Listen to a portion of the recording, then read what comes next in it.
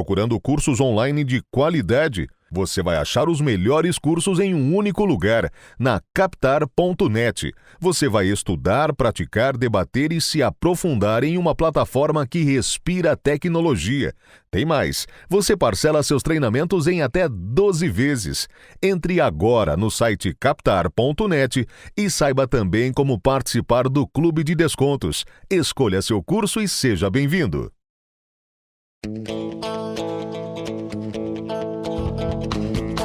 Começa agora o programa Hora e a Vez da Pequena Empresa, sempre levando para você muitas informações e atrações. Confira. O professor Ricardo Rocha fazendo uma análise do cenário econômico brasileiro. E nesta semana o presidente do SINP, Joseph Cury, recebe a doutora em Economia e professora da Escola de Administração de Empresas da FGV, Alexandra Stromer Godoy. Fique conosco.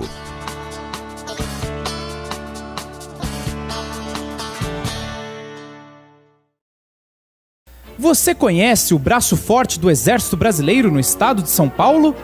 Vou te apresentar um pouco sobre a história da 2ª Divisão de Exército, que está completando 68 anos de fundação. No presente, lembrando o passado, projetando o exemplo ao porvir. Os heróis, quantos feitos lembrados, nossa história ecoa ao enfim.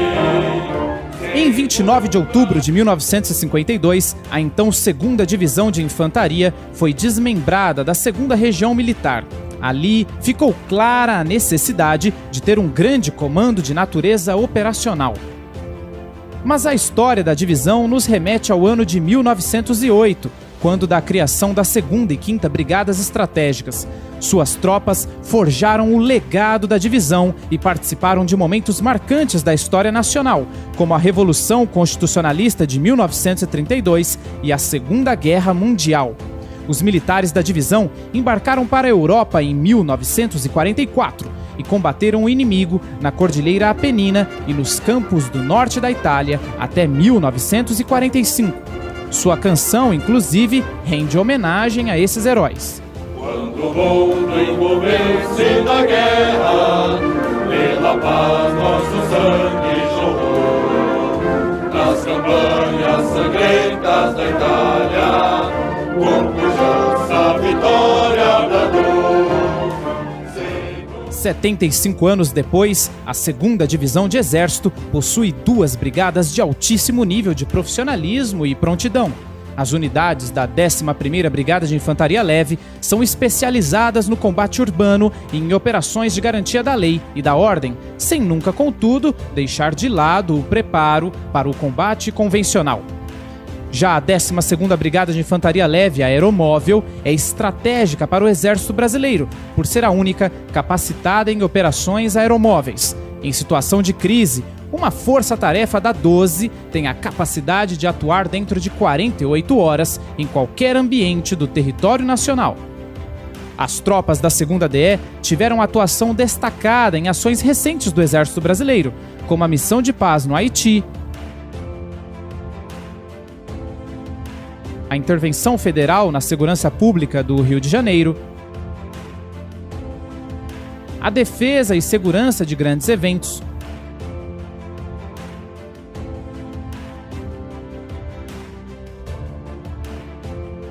ações de pacificação em comunidades e atuação em estados que tiveram ausência de segurança. Da bravura desponta a ousadia, da coragem a força voraz.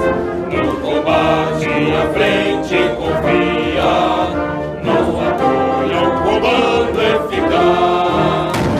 Mas não é só do braço forte que se resumem as ações da divisão.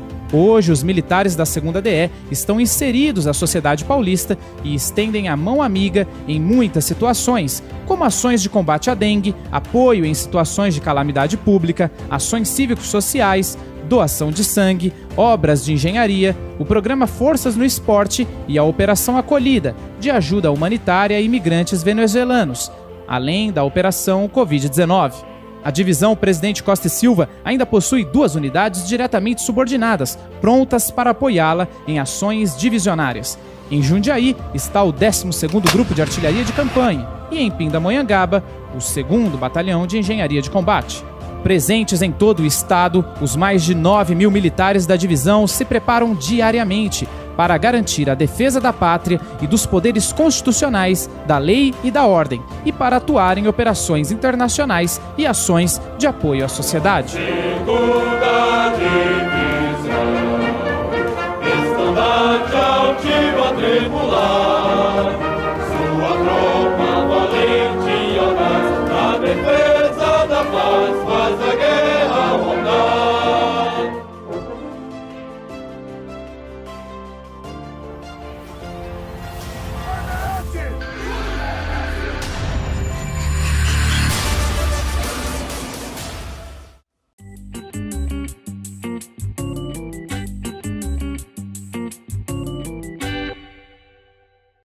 Muito bem, estamos aí mês de novembro, eleições se desenrolando nos Estados Unidos e obviamente que uma série de eventos ocorrem após o término da eleição americana, né? Mas trazendo aqui para o nosso lado, basicamente o que nós precisamos fazer é ter um processo político inteligente de avançar com reformas. Nós não temos mais condição de aumentar a carga tributária. A gente pode até discutir se tira um tributo, coloca outro, mas assim, de forma geral, vai ser muito difícil o Congresso concordar com o aumento de carga fiscal, porque no fundo a sociedade está representada no Congresso, né? Então acho que tem muita confusão quando se compara a alíquota de imposto de renda da pessoa física com pessoas empreendedoras que estão no Simples ou no lucro presumido. Essa conta não é só você fazer a conta de alíquota, isso é muito complicado, precisa ter aí os tributaristas apoiando essa decisão, né? Então acho que esse é um ponto importante. Reforma tributária não vem. O outro ponto é a reforma do Estado, né? Que também é muito complicado. As empresas, quando tem que fazer ajuste, geralmente demitem. O Estado é muito complicado de demitir, você tem regras, quebrar regras também não é uma atitude democrática, né? Então assim, você vai ter que pensar para as próximas contratações, se faria sentido os funcionários terem o mesmo regime que é o seletista, o mesmo regime previdenciário, pelo menos algumas funções, né? E também tirar um pouco, na minha opinião, discussões em pauta do governo com os funcionários, né? Principalmente na esfera federal ou estadual, que é direito de greve, né? É muito complicado, né? É uma opinião muito pessoal minha, sem polemizar. Direito de greve para quem tem estabilidade, eu acho que deveria ter um representante da classe discutindo se o país crescer, se você tem metas que foram cumpridas, né? Todos têm direito a uma reposição salarial. Mas o empregador sempre teria que ter um pouco mais de poder. E no caso do governo, o poder dele é muito baixo. Então, acho que um ponto importante a avançar é a reforma administrativa. Sem dúvida, sem ela a gente não sai do lugar. E ela é fundamental. E, finalmente, temos ainda um processo inflacionário controlado, taxa de juro baixa, mas juntando essa questão de você não aumentar a carga tributária, ou seja, você não aumenta a arrecadação, em parte também porque a economia ainda está demorando para responder, e ao mesmo tempo você não consegue cortar gastos, temos um imbróglio chamado dívida pública, né? Temos uma relação dívida-PIB hoje próxima a 100%, isso a gente sabe que para um país que não está em crescimento pode ser algo questionável. Então acho que da minha parte, embora eu coloque essas apreensões, por outro lado eu estou bastante otimista, eu acho que o Congresso saberá, junto com o governo, levar à frente as reformas necessárias. Nesse sentido, acho que você, empresário, deve estar se perguntando como eu entro em 2021. Então eu digo para você, reveja seu plano estratégico, mas se prepare para uma retomada do crescimento. Isso implica qualificação de mão de obra, contratar pessoas, contratar equipamentos e aumentar o seu acesso a crédito, ok? Em outra oportunidade eu volto aqui, como sempre é um prazer falar para vocês, agradeço o convite. Um abraço a todos.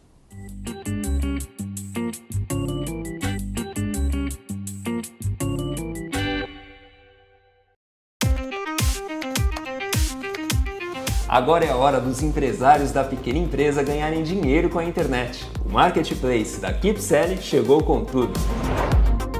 Você que tem um micro e pequeno negócio, venha vender os seus produtos num Marketplace focado em você. Cadastre-se no Marketplace da KeepSell e venda com segurança para qualquer pessoa física ou jurídica do Brasil, sem burocracia. Inscreva-se gratuitamente agora e coloque a sua empresa na era digital. Entrevista da semana. A nossa convidada de hoje é a doutora Alexandra Stromer Godoy, doutora em Economia, professora da GV. É um prazer tê-la conosco. O prazer é meu. O seu livro trata da economia comportamental. O que é isto? A economia comportamental, ela combina elementos de economia e psicologia para estudar como as pessoas na prática tomam as suas decisões, né, pessoais, nos negócios, econômicos, políticas. E se descobriu nos últimos 30, 40 anos que a gente usa alguns atalhos para tomar nossas decisões e que podem levar a alguns vieses, alguns erros assim, recorrentes, né? Então, a economia comportamental vem documentando aí esses erros sistemáticos que a gente faz. Como é que isso se aplica nas empresas? Um tema que eu acho que é interessante, né, para as empresas é como a gente processa a informação. Porque hoje a gente vive uma espécie de um paradoxo, né? Que por um lado a gente é bombardeado de informação sobre todos os assuntos, mas por outro lado parece que a gente não tem exatamente a informação que a gente precisa para tomar a decisão, né? Então agora a pandemia é um bom exemplo disso, né? Então a gente ouve entrevistas, notícias, pesquisas, estudos, mas ao mesmo tempo parece que a gente não consegue ter exatamente aquela informação que a gente precisa para decidir, né?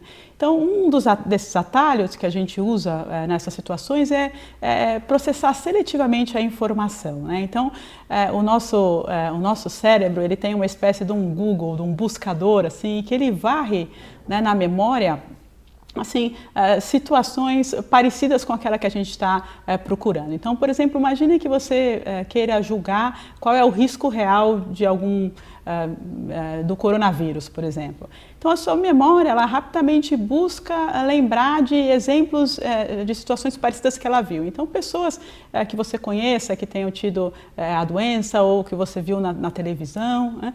Mas o problema hoje é que a informação para a gente ela chega filtrada, né, pela mídia, pelas redes sociais. Então é como se esse nosso buscador ele não estivesse varrendo o mundo real, mas uma versão um pouco distorcida desse mundo, né? Agora vamos complicar isso um pouquinho. O que nós estamos vivendo face à pandemia, ao Covid, é um elemento praticamente novo na sociedade. E ninguém imaginava que o mundo fosse parar como parou. Claro que muitas decisões estão eminentemente ligadas a tudo isso que você acabou de colocar. Como é que isso se processa nas empresas? Como é que isso afeta o dia a dia das empresas na ponta da produção, na ponta do consumo? E como é que isto interage, que é economia e psicologia, ou seja, o ser humano como ele é. A pandemia, eu acho que ela altera, né, em dois aspectos essa questão da decisão. A primeira é que várias coisas que antes estavam no piloto automático, agora viraram decisões conscientes, né? Então, como indivíduo, você tem que decidir se sai ou não de casa, se manda seu filho na escola. E como empresário, se você abre o seu negócio, em que situação, com quais cuidados, né? Então, a gente está um pouco sobrecarregado de decisões, né? Coisas que antes não eram decisões, agora se tornaram. A segunda coisa é que a pandemia ela é assim, uma caricatura de tudo que tem difícil no processo de decisão. Em particular, acho que tem 3 aspectos que são interessantes mencionar. O primeiro é a incerteza, né? De repente, o passado não é mais um bom guia para o futuro, né? Então, tudo que a gente estava acostumado, aprendeu, né? Então, não parece mais fazer tanto sentido, né? E o ser humano ele tem uma quando ele enfrenta uma situação de grande incerteza, ele adota um de dois caminhos, assim, ou ele fica remoendo incessantemente as possibilidades, meio incapaz de decidir, quase que torcendo para que, né, a decisão desapareça, né? Então, ou que alguém tome por ele, né, ou o destino, ou que aquela necessidade de decidir não precisa, da decisão não precisa mais ser tomada, o que é, claro, ruim, porque você fica meio que à mercê da sorte. Ou então a gente aposta num dos caminhos, às vezes sem nem refletir tanto, e para de pensar no assunto, né? Ou pior, a gente começa a interpretar toda a informação nova que chega como se mostrando que a gente tomou a decisão certa, né? Uma espécie de uma negação. E aí, para lidar com a incerteza, a gente busca a informação, que é o segundo ponto em que a pandemia é essa coisa um pouco particular, que é a informação. No momento ela está muito embaralhada, a gente não sabe direito, né, qual informação confiar, e na verdade a gente depende em vários aspectos que a ciência nos dê resposta, mas a ciência precisa ser alimentada com dados, e juntar dados leva tempo. Então esse processo de busca de informação também está deficiente, né? E o último ponto que eu acho que também aparece em quase todas as decisões, mas que é mais acentuado hoje, é a questão da perda, né? Porque toda decisão é necessariamente uma perda, né? Ela tem um custo. Para você conseguir uma coisa, você tem que abrir mão de alguma outra coisa que é importante para você, né? Os economistas dizem que não existe almoço grátis, né? Então, um pouco essa ideia de que você tem sempre que, na hora de fazer uma escolha, né, você troca uma coisa por outra, né? E no caso da pandemia, algumas dessas trocas são muito difíceis, porque os objetivos são muito conflitantes. Então, você quer que o seu negócio funcione, você tem um objetivo econômico, mas você também quer proteger, né, os seus funcionários, os seus clientes, os seus familiares, você tem os seus relacionamentos pessoais, os seus objetivos mais de bem-estar. Então, tem uma série de objetivos conflitantes que você não consegue pôr numa mesma balança, né? Alguns deles são quase assim tabus, né? Como é que você mede o risco a uma vida humana, né? Então isso dificulta muito a decisão. Na sua avaliação, o que a pandemia trouxe que deve continuar, que vai ser o normal, o novo normal, ou o velho normal, ou nenhum dos dois, para onde estamos caminhando a nível empresas, consumidores, empresa, sociedade civil de uma forma geral. Isso é interessante, assim, como psicologicamente o ser humano reage à mudança, né? A primeira, assim, reação, logo que começou a pandemia, foi uma espécie de pânico, assim, que agora tudo mudou, então como vai ser, né? E o ser humano, ele se adapta muito fácil a uma série de situações, né? Então, em pouco tempo, né, claro, com bastante sofrimento em vários casos, mas as pessoas se adaptaram a esse novo normal, né? Então, aprendemos a trabalhar de home office, as empresas fizeram vários ajustes e tal. Agora, a segunda, assim, reação, que é um pouco paradoxal, é que a gente, daí depois de ter feito esses ajustes, a gente tende a assumir que aquela tendência vai continuar para sempre, né? Então, assim, agora todo mundo vai continuar para sempre, né, em home office, que os escritórios, né, vão se esvaziar, é só um exemplo, né? Mas, em geral, não é assim, né? Muitas das tendências que a gente observa tendem a se reverter a uma média, né? Então, a minha visão pessoal é que a gente não vai voltar exatamente à mesma situação que a gente tinha antes, algumas mudanças vão ficar, mas talvez um pouco menos do que nesse momento. Assim. É uma gangorra? Sim, é uma gangorra. Acho que a gente não volta ao ponto inicial, mas uma parte, por exemplo, das transações vão ser mais online, uma parte do home office vai acontecer, mas não talvez tanto quanto essas estimativas assim mais, né, de que o mundo mudou completamente levam a crer. Bom, no livro que você escreveu... o livro se chama Escolher Bem, Escolher Mal, Armadilhas da Tomada de Decisão. Muito obrigado. Bom, aqui eu acho que você deve tratar todos esses temas. Estou correto? Sim, o livro ele aborda o tema da decisão, da tomada de decisão, sob uma perspectiva econômica, psicológica, filosófica, e ele tenta juntar uma série de assim, avanços que você teve na literatura nos últimos anos, mas que muitas vezes ficam assim, só numa literatura científica, em artigos mais especializados, que são muito cheios de jargão, né? Então a ideia é trazer algumas dessas ideias que são muito interessantes para uma linguagem bem prática e aplicável no dia a dia. E por duas frentes, né? Então, primeiro é alertar para algumas armadilhas que a gente está propenso na hora de tomar decisão e erros comuns que a gente toma, e também propor ferramentas, modelos que existem hoje, né, para lidar com incerteza, com situações em que as decisões estão interrelacionadas, então o efeito para uma pessoa, para uma empresa depende de uma outra, né? Então a gente tem lá a teoria dos jogos que lida com isso, questões até de lógica, o que configura um bom argumento, o que são falácias, como é que eu faço para entender melhor esse mundo complicado que a gente vive hoje. Bom, é claro que não vai dar para a gente tratar todos esses temas, mas quem quiser encontra esse livro aonde? Então, o livro já está em todas as livrarias, online e físicas também. O que você ressaltaria de mais importante ou de tema mais importante, porque com a pandemia, com as incertezas que existem, o número de decisões a serem tomadas nas empresas e pelas pessoas aumentaram substancialmente. Estou correto nessa afirmativa? Sim, correto. Qual a sua análise disso? Então, eu acho que cada vez mais a gente tem que tomar nossas decisões de uma forma mais produtiva. E eu acho que tem muitas ferramentas, modelos que a gente pode usar para facilitar esse processo, né?